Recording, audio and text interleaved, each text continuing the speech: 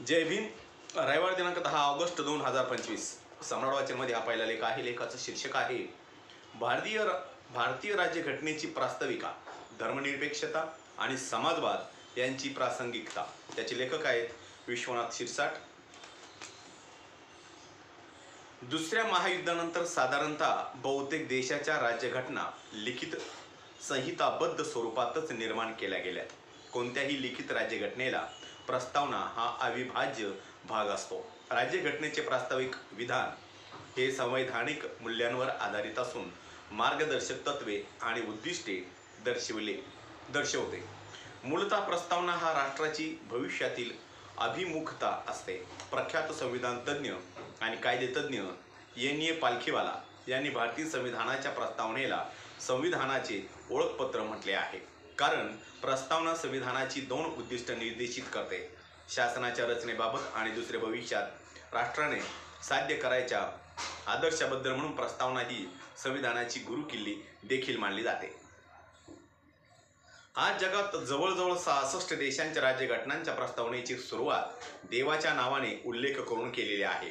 भारतीय राज्यघटना तयार झाल्यानंतर प्रस्तावनेचा मसुदा 10 फेब्रुवारी 1948 रोजी मसुदा समितीने पारित करून राष्ट्रपतींना राज्यघटनेचा शेवटचा मसुदा 21 फेब्रुवारी 1948ला संविधान सभेच्या चर्चेसाठी सादर केला. राज्यघटनेच्या प्रस्तावनेची चर्चा दिनांक 17 ऑक्टोबर 1949 रोजी सुरू होत असताना H.V. कामत यांनी देखील प्रस्तावना देवाच्या नावाने शब्दांनी सुरू करावे असा प्रस्ताव मांडला होता, परंतु तो 68 विरुद्ध 41 मतांनी पराभूत झाला. विशेष म्हणजे घटनेचा आशय धर्मनिरपेक्षी असून देखील त्याचा उल्लेख प्रस्तावनात उघडपणे का गेला नाही याच्या मागचा इतिहास आपल्याला संविधान सभेच्या चर्चांमधूनच हा शब्द समावेश न करण्याचे खरे कारण कळू शकेल. त्याला प्रमुख कारण म्हणजे भारताचा कोणताही राजधर्म नसावा हे नेहरू अहवाल 1928 दुसरे असे की 10 फेब्रुवारी 1948ला प्रस्तावनेची दुरुस्ती करताना मसुदा समितीला पंडित जवाहरलाल नेहरूंच्या उद्दिष्टांच्या ठरावांचे पालन करावे याची परिहार्यता सुचवली होती. जेथे धर्मनिरपेक्ष शब्दाचा उल्लेख नव्हता. कराची अहवाल 1931 आणि विशेष म्हणजे हिंदू महासभाचा संविधानाचा मसुदा 1944 कलम 8 कंसामध्ये 11 अन्वये स्पष्टपणे घोषित केले होते की कोणतीही राज्यघटना किंवा प्रांत हे धार्मिक केंद्र असणार नाही. आताची राजकीय विचार प्रणाली सावरकरांचे हे विचार ताज्य का ठरवते याचे आत्मपरीक्षण करणे गरजेचे आहे. डॉक्टर बाबासाहेब आंबेडकरांचा जे मसुदा समितीचे अध्यक्ष होते त्यांनी देखील राज्य कोणत्याही धर्माला राजधर्म म्हणून मान्यता असणार नाही याच मताचे होते. दिनांक 27 ऑगस्ट 1947ला गोविंद वल्लभ पंत यांनी सरळ प्रश्न विचारला की तुम्हाला खरोखरच एक धर्मनिरपेक्ष राष्ट्र हवे की धर्माधिष्ठित राज्य हवे. पुढे त्यांनी असा इशारा दिला की भारत जर धर्माधिष्ठित झाला तर तो फक्त हिंदू राष्ट्र होईल. दिनांक 21 नोव्हेंबर 1949ला जसपत रॉय कपूर यांनी धर्म हा वैयक्तिक बाब असावी अशी गांधीजींची आठवण करून दिली. दिनांक 22 नोव्हेंबर 1949 बेगम एजाज रसूल म्हणाल्या, धर्मनिरपेक्षता हे घटनेचे सर्वात ठळक वैशिष्ट्य आहे आणि ते सतत सजगतेने संवर्धन केले जाईल अशी आशा व्यक्त केली. दिनांक 14 ऑक्टोबर सरदार वल्लभभाई पटेलने संविधान सभेला आश्वासित केले की भावी राज्यघटनेत अशी कोणतीही तरतूद केली जाणार नाही जेणेकरून घटनेच्या मूळ भावाला सांप्रदायिक आधारावर बिघडवले जाईल. दिनांक 23 नोव्हेंबर 1949ला T.J.M. विल्सन यांनी इशारा दिला की भारताच्या धर्मनिरपेक्षतेच्या वैशिष्ट्यावर संकटाचे ढग आधीच तयार होऊ लागलेले आहे. Professor K.T. शहा यांनी सेक्युलर बरोबर सोशलिस्ट या दोन तत्वांचा समावेश करण्याची मागणी केली होती.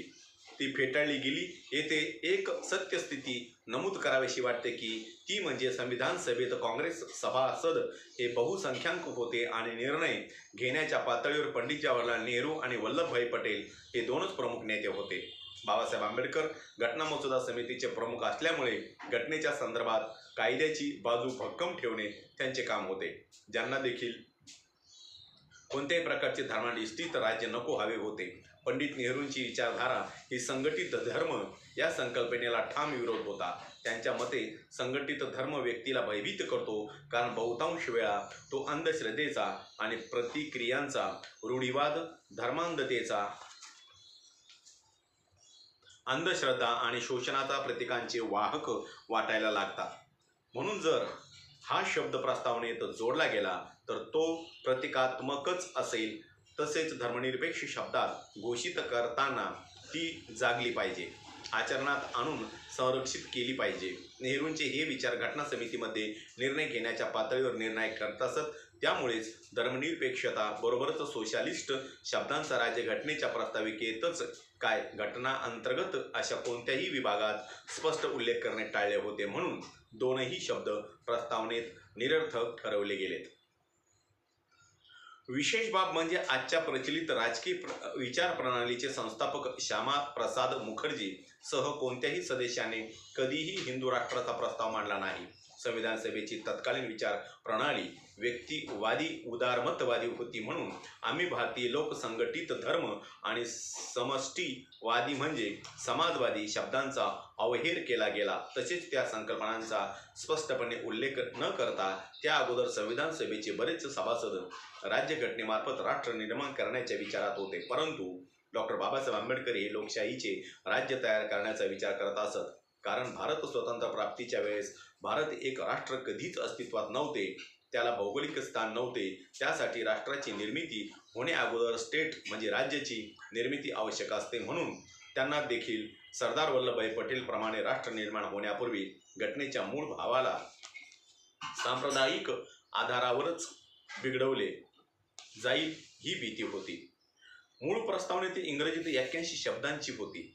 त्यात 1976 मध्ये 42व्या घटना दुरुस्तीने धर्मनिरपेक्ष, समाजवादी आणि एकात्मता अशा 4 शब्दांची भर घालून ते 85 शब्दांचे झाले आहे.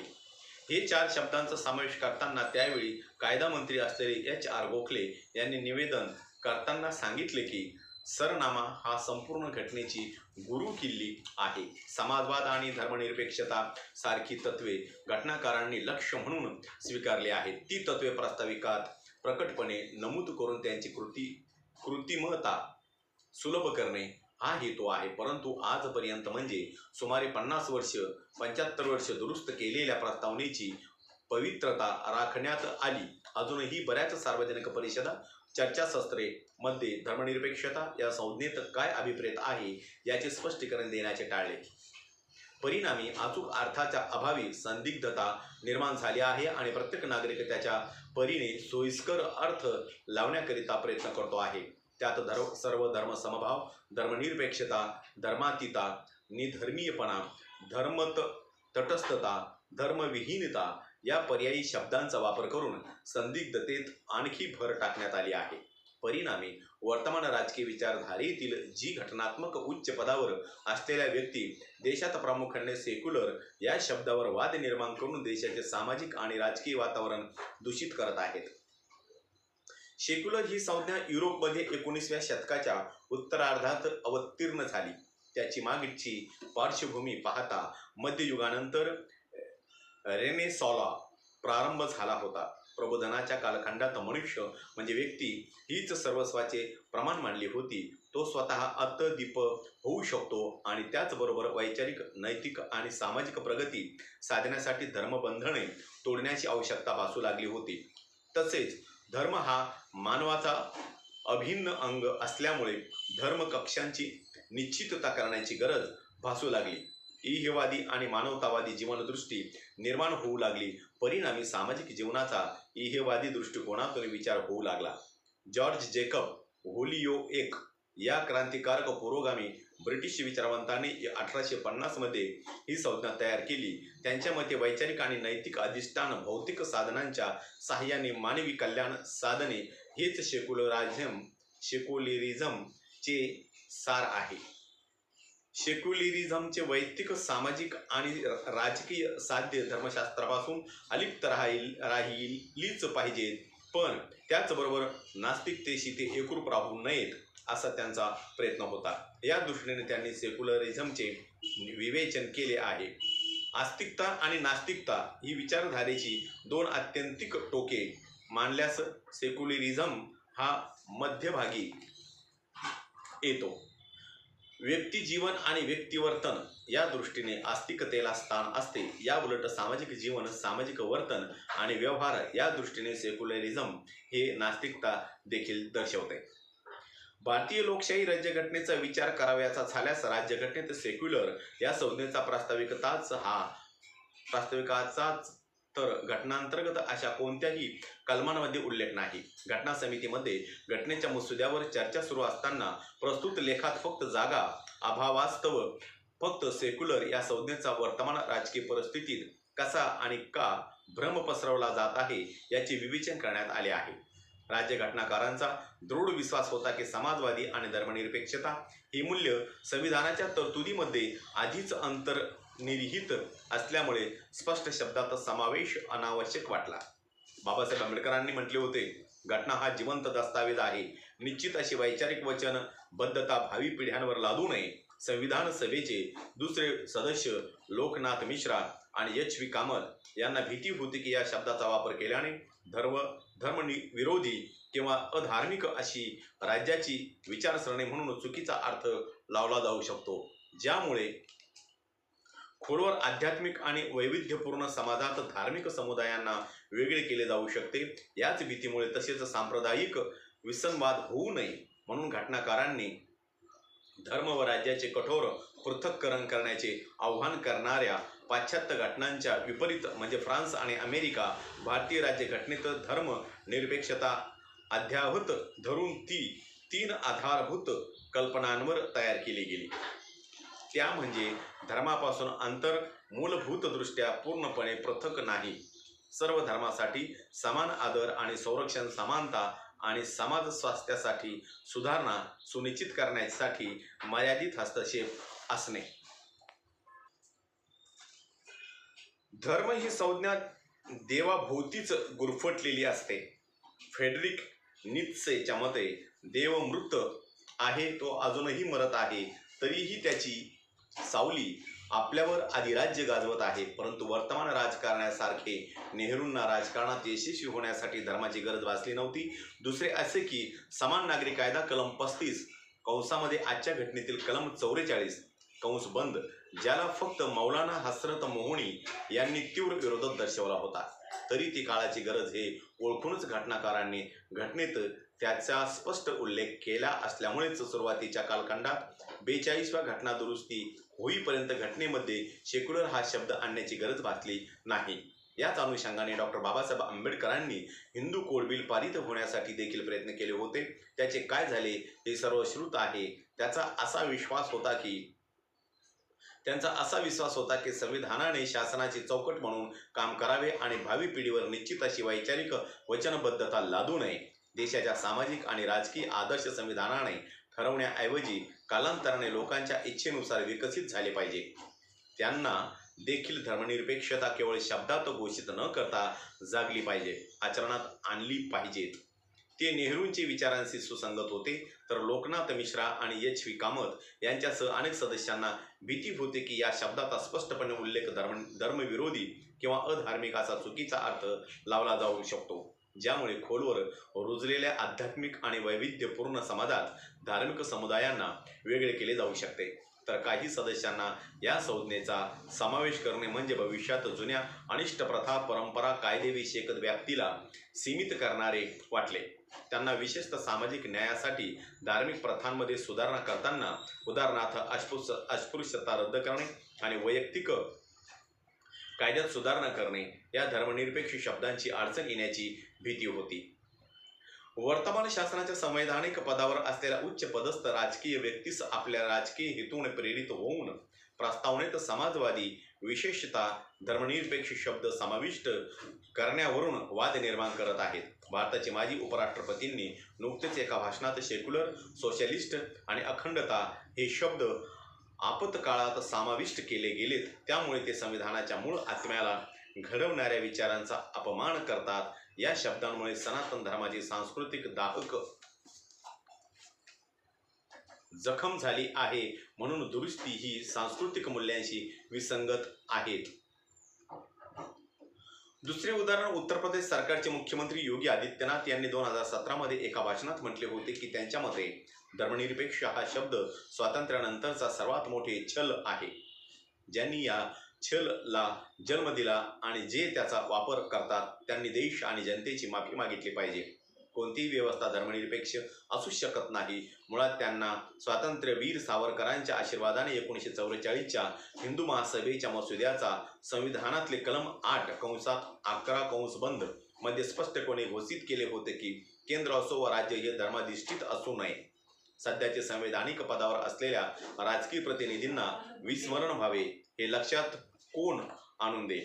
एवढेच काय, अलाहाबाद उच्च न्यायालयाचे विद्यमान न्यायाधीश शेखर कुमार यादव यांनी 8 डिसेंबर 2024 रोजी समान नागरी संहितेबद्दल बोलताना बहुसंख्य राजवटीच्या व्यवस्थेचे समर्थन करताना आमची गीता, आमचे कुराण आणि कट्टरपंथी मौलवी सारख्या धार्मिकदृष्ट्या अपमानास्पद वक्तव्य केले. विशेष बाब म्हणजे अलाहाबाद उच्च न्यायालयाच्या मुख्य न्यायाधीशांना दिलेल्या उत्तरात न्यायमूर्ती यादव यांनी त्यांच्या वक्तव्यावर ठाम राहण्याचा निर्णय नोंदवला.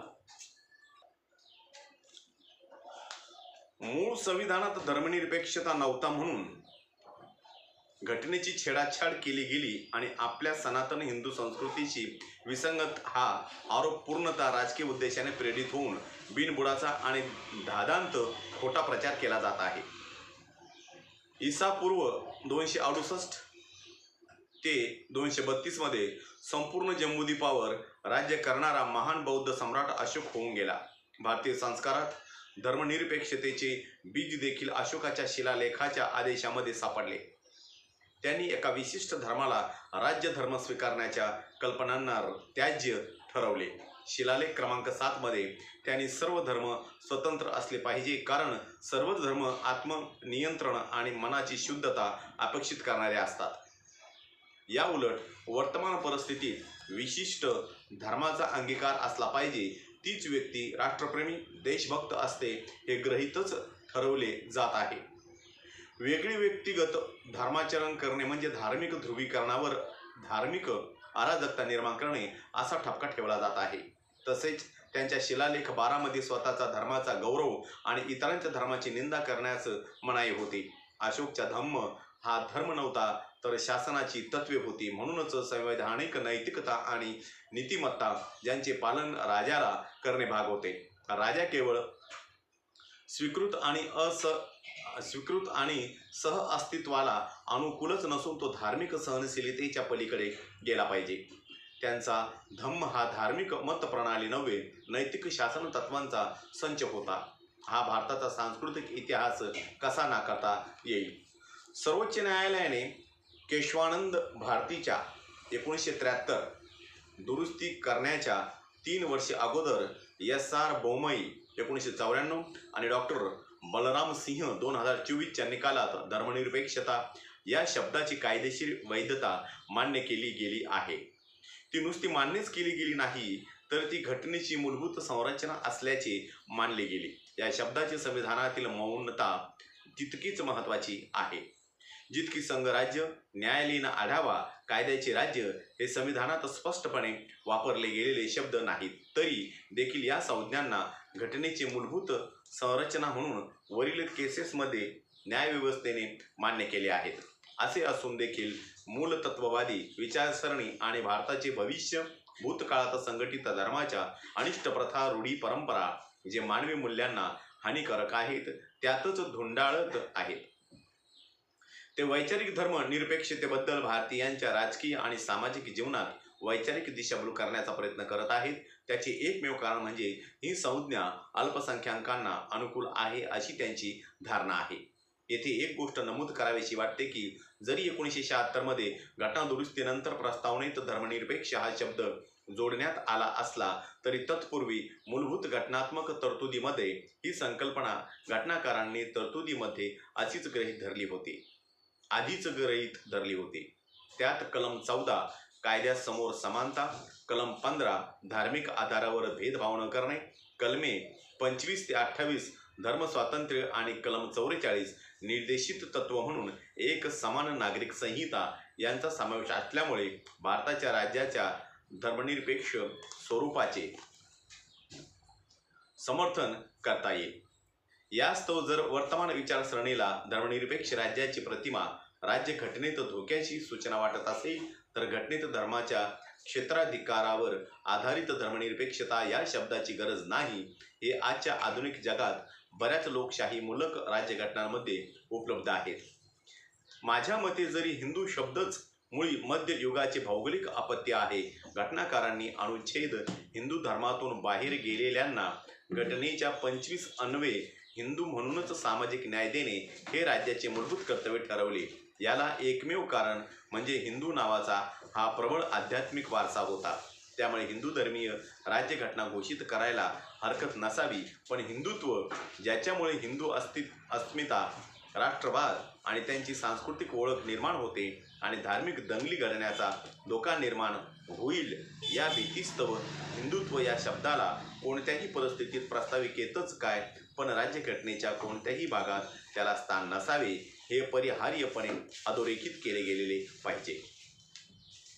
उदाहरणार्थ 16व्या शतकापासून प्रोटेस्ट पंथाचे इंग्लंडमध्ये प्रबळ वारस आहे, परंतु शासनाने त्याला अधिकृतपणे मान्यता दिलेली आहे. ते शासकीय धर्मसंस्थेचे चर्च आहे, ज्यामध्ये राजा हा धर्मरक्षक असतो, परंतु त्याचबरोबर धर्म स्वातंत्र्य आणि धर्मांधारित कोणत्याही प्रकारचा भेदभाव केला जाणार नाही याची नागरिकांना आश्वासित केले गेले पाहिजे. ग्रीक राज्यघटनेच्या कलम 3 नुसार जरी ग्रीक परंपरा ख्रिश्चन चर्च हा देशाचा धर्म राहील असेही घोषित केले आहे, त्याच्या राज्यघटनेची प्रस्तावनाच मुळी सर्वात पवित्र आणि अविभाजित एका तत्व त्रिमूर्तीच्या नावाच्या घोषवाक्याने सुरुवात होते. परंतु त्यांच्या घटनेतील कलम 4 हे समानतेचा हक्क प्रदान करते आणि कलम 5(2) नुसार धार्मिक भेदभाव न करता नागरिकांचे जीवन, स्वातंत्र्य आणि संवर्धन केले जातील हा मूलभूत हक्क अबाधित राखला गेला आहे. पाकिस्तान राज्यघटनेचे कलम 2 नुसार देशाने इस्लाम हा राज्य धर्म स्वीकारला आहे आणि उच्च संवैधानिक पद फक्त इस्लाम धर्मीयांनाच मिळतील, तरी देखील त्यांच्या राज्यघटनेच्या प्रस्तावनानुसार अल्पसंख्याकांच्या धार्मिक स्वातंत्र्य आणि त्यांची संस्कृती विकसित करण्याचे घोषित केले आहे. पुढे कलम 36 पुन्हा अधोरेखित केले गेले आहे की अल्पसंख्याकांचे केंद्रीय आणि प्रांतीय सरकारच्या नोकरीमध्ये योग्य प्रतिनिधित्व राखले जाईल. थोडक्यात राखीव जागा राखल्या जातील. श्रीलंकेच्या राज्यघटनेच्या कलम 9 अन्वये बुद्ध धम्माला प्राधान्य स्थान दिले आहे, पण राजधर्म म्हणून घोषित केले गेलेले नाही, परंतु बुद्ध शासनाधिष्ठित राज्य राहील आणि त्यांचे संवर्धन केले जाईल याचे आश्वासन दिले आहे. पुढे श्रीलंका बुद्ध शासनाचे संरक्षण आणि संवर्धन करण्याची हमी देऊन कलम 10 नुसार स्पष्टपणे व्यक्तीने त्याचा धर्म सोडून तो त्याच्या इच्छेनुसार कोणत्याही धर्मात धर्म परिवर्तन करण्याची मुभा देखील देतो. पाश्चात्य जगाचा धर्म हा राज्यापासून पूर्णपणे वेगळा आहे. दोघांमध्ये कठोर विभाजन केले आहे. तर आपल्या राज्यघटनेची धर्मनिरपेक्षता ही सम्राट अशोकाच्या धम्मावर आधारलेली असून ती सर्व धर्माचा आदर, समभाव व सर्व धर्मांना समान वागणूक याची हमी देते. राज्यघटनाकर्ते देखील याच मताचे होते. ते धर्माधिष्ठित राज्याला सैद्धांतिक दृष्ट्या पूर्णतः विरोधात होते. भारतीय जनता पक्ष देखील सुरुवातीपासूनच नकारात्मक धर्मनिरपेक्षता विरोधात आहेत. म्हणजे कोणत्याही प्रकारे धर्मात हस्तक्षेप करत नाही, तर त्यांना सकारात्मक धर्मनिरपेक्षता जेथे सर्व धर्मांचा सन्मान आणि गरजेनुसार हस्तक्षेप मान्य आहे आणि हे आपल्या राज्यघटनेमध्ये सुरुवातीपासून अप्रत्यक्षपणे आशयात अस्तित्वात होते. ते 1976 वर्षी 42व्या घटनादुरुस्तीने आपल्या घटनेच्या प्रस्तावनेत प्रत्यक्ष अंतर्भूत केले गेलेत. जेव्हा लेखी घटना तयार करतात त्यात राज्याला खूप मर्यादित सत्ता दिलेली असते, जेणेकरून भावी पिढी तिला न्यायिक सक्रियता, न्यायिक पुनरावलोकन आणि घटनेची साक्षरता विकसित करेल. शेवटी फक्त राज्यघटनेच्या प्रस्तावनेत धर्मनिरपेक्ष प्रत्यक्ष शब्द जो अप्रत्यक्षपणे त्याचा आशय मूलभूत तत्वात भिनलेले आहेत, तरी देखील एवढ्या शब्दावरून इतका अकारण वाद का याचा विचार केला गेला पाहिजे. कारण या शब्दावर वाद होणे ही देखील विकसित होत असलेली लोकशाही मूल्यांमधील गतिमान तणाव दर्शवतो. त्यासाठी या शब्दाची जागतिक घटनांमध्ये किती स्थान आहे त्याच विचार करणे संयुक्तिक ठरवेल. वादे जायते तत्वबोध. या ठिकाणी माझा आलेख संपलेला आहे. माझा प्रत्येक व्हिडिओ बघण्यासाठी माझ्या प्रत्येक व्हिडिओ लाईक करा, शेअर करा, सबस्क्राईब करा आणि बेल आयकॉनवर क्लिक करा. जय भीम, जय भारत, जय बुद्ध.